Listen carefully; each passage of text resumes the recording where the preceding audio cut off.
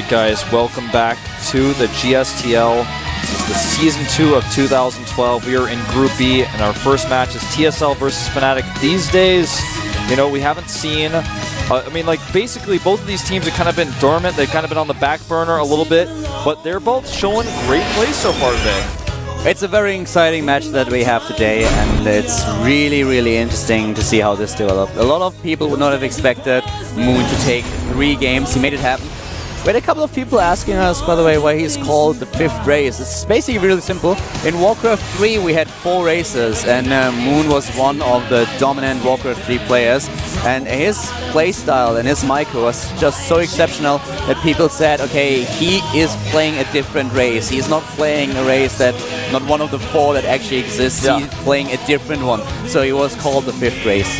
Yep, absolutely. I mean, his micro is on another level from other mortals. We've seen his Bane Ling splits in the first game. That was incredible. I mean, his Ling targeting on the drones in several games, just amazing to watch. But he lost. So crazy. He lost to Symbol, and Symbol is now up against Oz. We have a Zerg versus Protoss, and the map is Daybreak.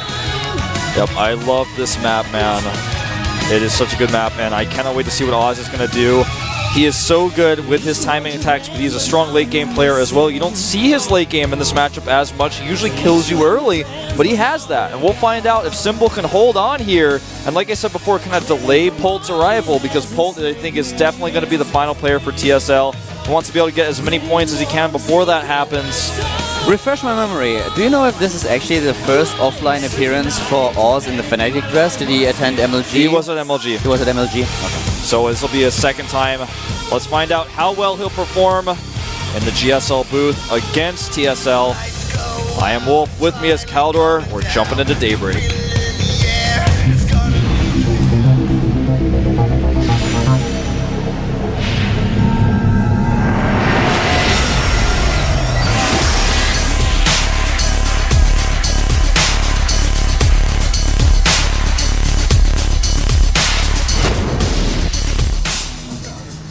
It is Daybreak. It is match number 6. To the top right, we have in the red our TSL player. He was just able to defeat Moon. It is TSL's TSL Symbol. Just had a quick chat with the TSL coach, and he's really, really nervous. He said that this game is going to be so important. If TSL is now losing Symbol as well, it will all be down to Polt. And this is the player who wants to make it happen. To the bottom left of Daybreak in the blue, starting for the Fnatic team. Fnatic Lady Call, Oje! And guys, I know there is a little, there's a little bit of a running gag going on. It's not Lady Call, it's actually Raid Call. It's just the pronunciation of the Korean speaker. It's just how you pronounce it. That's a little bit different. Look at Oz just hiding this probe, man. Now this could be just so he can keep it in here and do a little bit of additional scouting. He may try to do something more with it. I don't think he will, but that's really interesting. By the way, I talked a lot about the Daybreak opening song being awesome and how I wanted to find it. I had someone tweeted at me. I retweeted it. I don't remember his Twitter ID, so I'm sorry I can't give him full credit right now. But it's a remix of a song by Rusko, R-U-S-K-O, and it's called M357. Look it up. It is amazing. That's only like one piece of this amazing song, so look it up. Enjoy it. You can actually mute me right now. I won't feel offended, and listen to the song while you watch GSL, and then come back and unmute and tweet at me and thank me, because you will enjoy this song. Tweet at me and thank me. Oh, look at this man. Double pylon before Forge for Oz. He is cutting some corners here. Before anything. Yeah. Yeah, he's definitely cutting a lot of corners, and he's going to get away with it. We have the late pool, the hatch, and, well... Actually, the hatch first. Oh, gate before Forge even. He is really... I love this, though. Based on what he's seen, this makes so much sense. He has seen that he... Well, he has seen his opponent's opening. He knows that the Zerglings will be so much delayed, so him going for this build, as you just pointed out, it makes a lot of sense, because he knows fully well it's not a gamble, he can get away with it. And he's able to deny the third base as well, so 6 Zerglings being made now. And the question is, will he actually decide to go for an attack? I don't think the Zerglings will even be there, even if he tries. in time. So he's probably just going to send a few Zerglings to the front just to see if he can get in. And of course, the probably four, will go to the pylon. Since he's already damaged it with a drone a little bit, he may only send 2. He has a lot of different options with what he wants to do with these 6-lings. It's always interesting to see a Zerg player go hedge first. A lot of Zergs won't do it because they're afraid of cannon attacks, but on certain maps you can definitely pull it off. Daybreak is one of them. And at the same time, with both the scouting information that they had, they just decided to go for the greedy game. If you are getting the hedge Oz first, is in that trouble, helps. man, because he made a core before cannon. He still has no cannon. He's not walled he has off. Nothing. There's no probe. There's not even nothing. He's got one zealot on the way, but this actually could be a big problem for him. This is basically the last thing that I expected here to see. He has not walled off, not at all, and suddenly there are 6 Zerglings in his main base, which is like the worst case scenario. Absolutely, the TSL team is going to be really happy about this. Oh, wow. This is not good. He's going to lose a ton of mining time. And at this point, the Zealot, if he actually fights the Zerglings straight up, the Zerglings will win that fight. So he has to be very careful.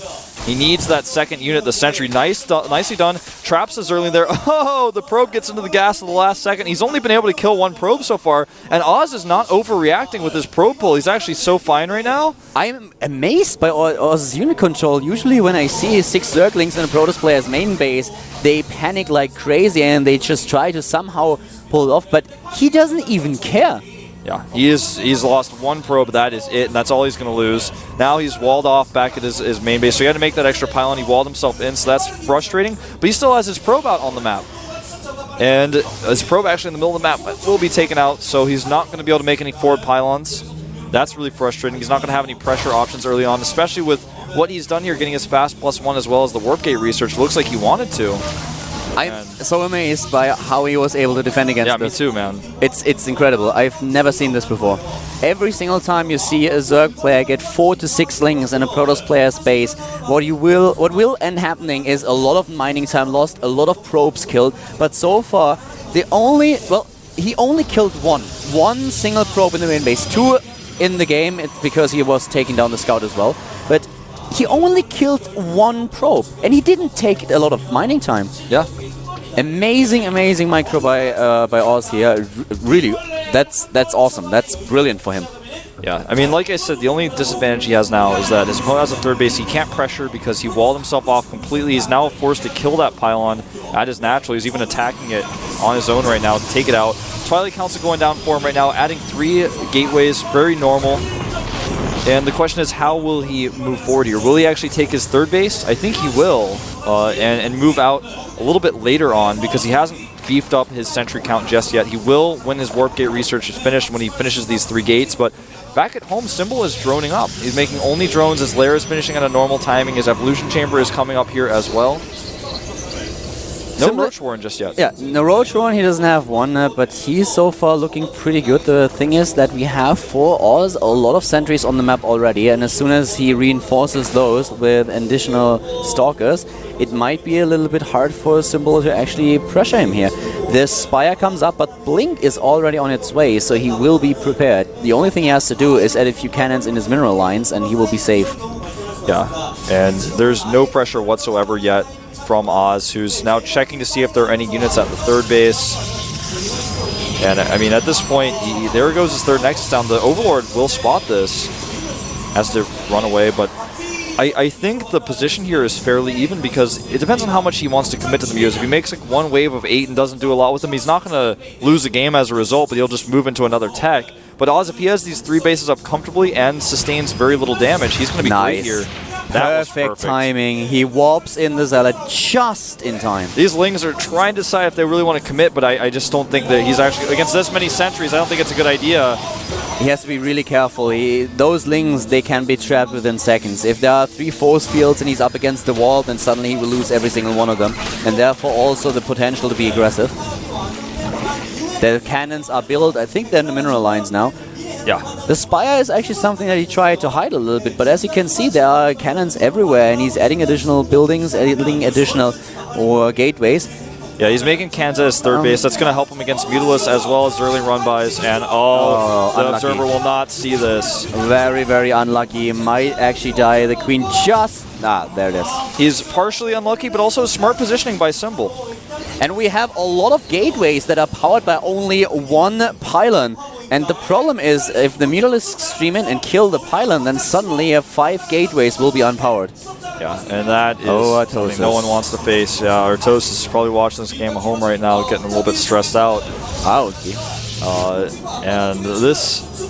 And here they come. Yeah, this wave of mutas may actually not only kill pros, but kill that very important pylon. If I see this pylon, I target it 100% of the time. And I know who I will thank for it. There we go, and they stream in. There are only 4 Stalkers, and this is not going to be enough, but he blinks away. Yeah, nice blink micro, and it is in fact enough, at least for now. He actually, I think, could have done a lot more with this, but he's going to get out safely without really losing anything. And meanwhile, he's doing a lot of multitasking. That's I think why he probably didn't do more, because he was attacking the third. He killed 12 Harvesters, the 2 from earlier on, and now he killed 12. 21 drones are being built for Symbol. 21. And why?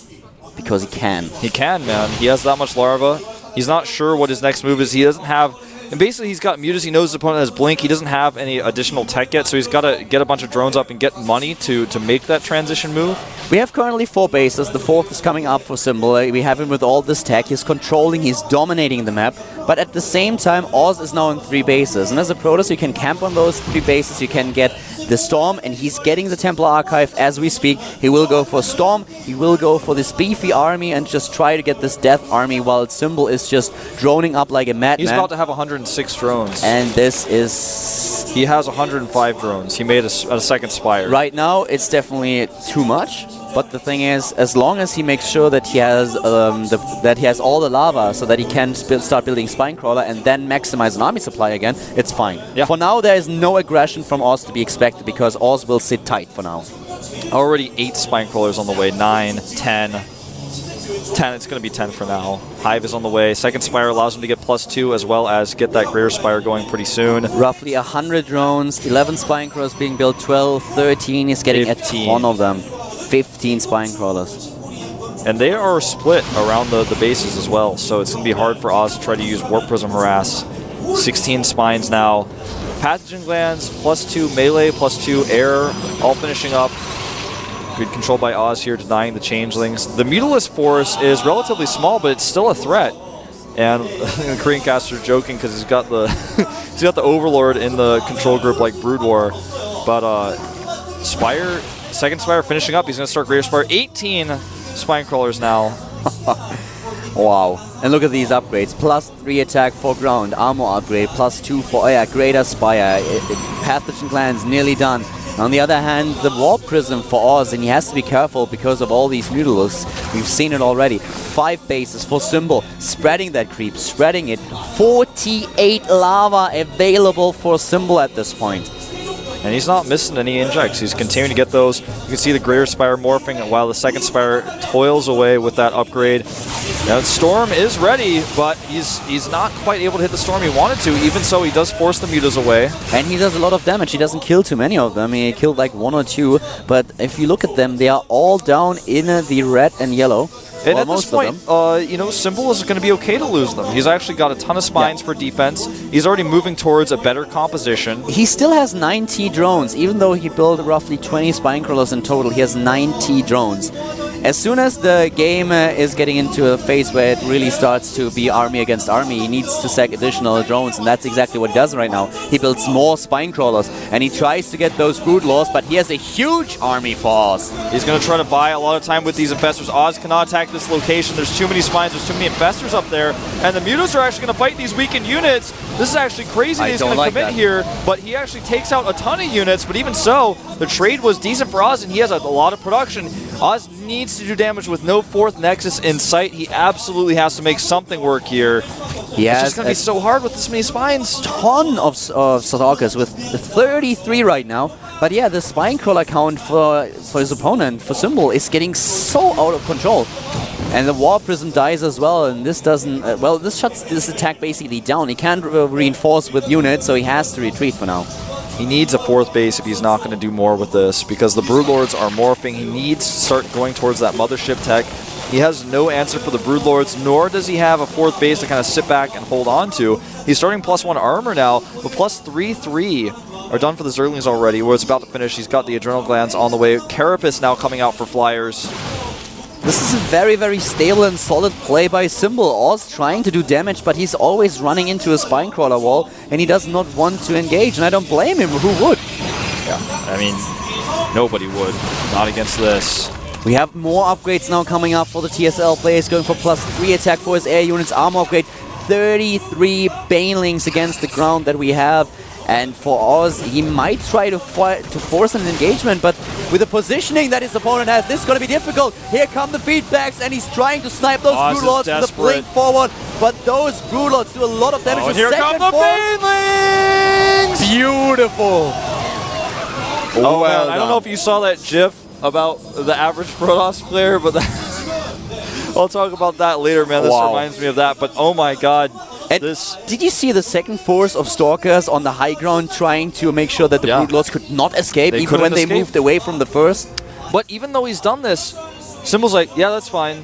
I actually saved my Banelings for the most part, and you still can't kill me. You cannot come up this ramp. The Spinecrawlers are still the biggest problem. He doesn't have Colossi. He does not have anything that he can use without engaging into the Crawlers. He's going to try to do it, man, but the Spinecrawlers say, you shall not pass. He loses a few hit points on these Stalkers, and he returns. I can already feel the ramp crumble, and Oz just falling down into the abyss, because, let's face it, with 30 Spinecrawlers, that's something you can't engage into 30 Spinecrawlers without Colossi, without anything to take them down. And look at this Ultralisk Cavern on the way. He's adding additional Banelings in here. I feel Symbol could take another base right now towards the north, but he just, I mean, he doesn't have to do it, and he's not doing it. He just wants to be completely safe here. Oz has found a weak point. Yeah, he kind of did. Commit. He could try to walk past his opponent's 5th base at the top of it, but the problem is that he would open every door, every window for Symbol just going for some kind of counter-attack and a base trade, and this is something you don't want to start when you're up against the Zerg. He's blinking in now, he wants to make it happen. The Spinecrawlers, a lot of them die, and nice Storm, a little bit late, but still killing a ton of Banelings. The problem is he's dropping in supply while Symbol is still maxed. Yep, 3 Ultras on the way, +2 Carapace coming out. The gas is being destroyed for Oz back at home. Oz has not been playing Marine Split. He's trying to use his Stalkers here. He's not blinking them. He is dying. GG. And Symbol, he raises his arms. Victory is his, and he ties the series.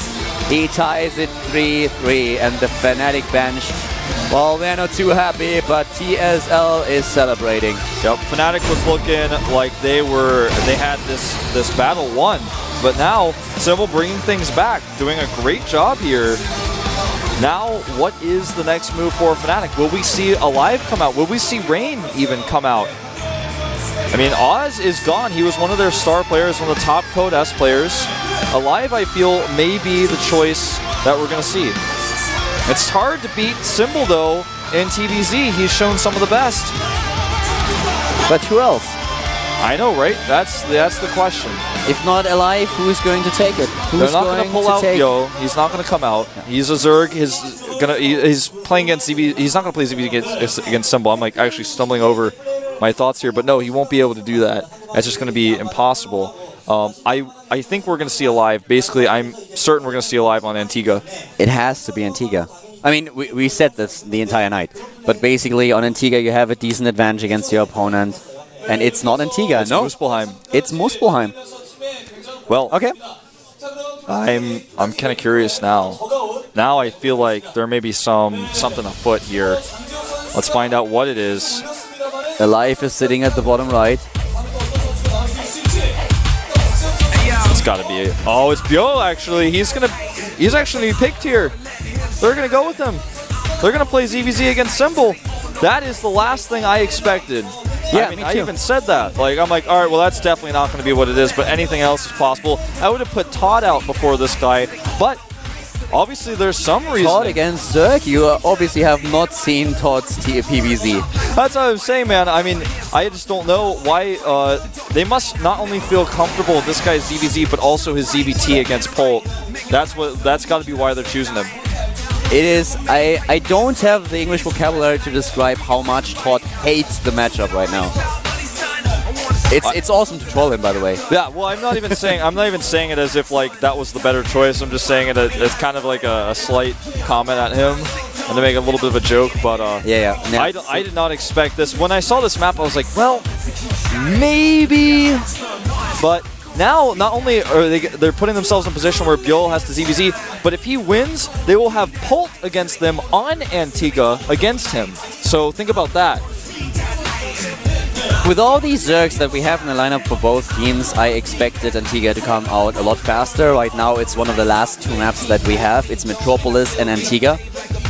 And I'm really surprised. This is no decision that I think a lot of people are actually surprised right now about the choices of players and maps. But if it works, we'll find out soon enough. Hwani just walked back to the bench, and that says something, man. That means that he was in the booth talking to Bjol, and when Hwani is talking to a player, I can actually, I don't know how you guys have seen like a lot of videos of Hwani translating, but as a person and like as he knows how to talk to people, I would want no one else talking to me in the booth when I'm nervous about to play ZVZ against one of the best players in the world. I would want no one else than Hwani to get in there and say that, not even you, man. I'd rather have Hwani.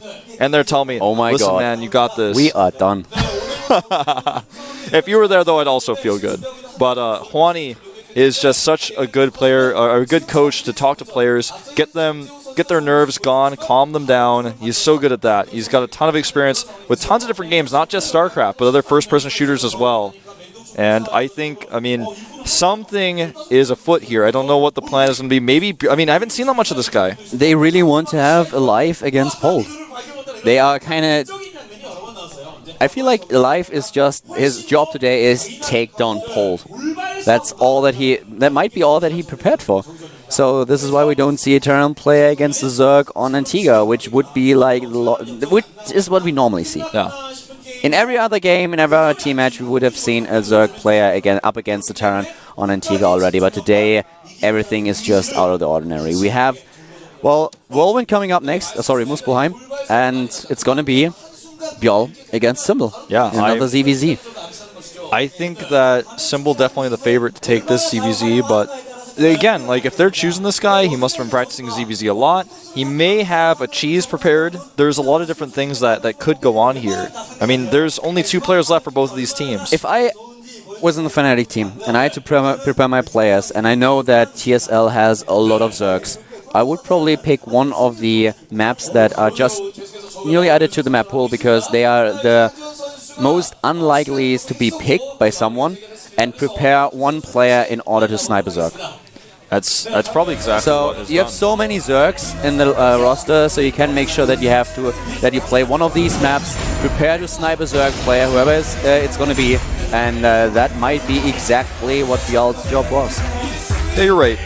You know, there's kind of, these 2 guys are kind of like the dark horses of Fnatic. No one really knows how good they are. They haven't been able to show themselves that much. For example, what about Ares? They decided not to use Ares here. They wanted to use Bjol instead, and I think that you're right. You're probably exactly right in what you said. Practice on a map that will likely not be picked for a specific matchup. That's what he's done here, and that's how they've prepared, and that's really smart.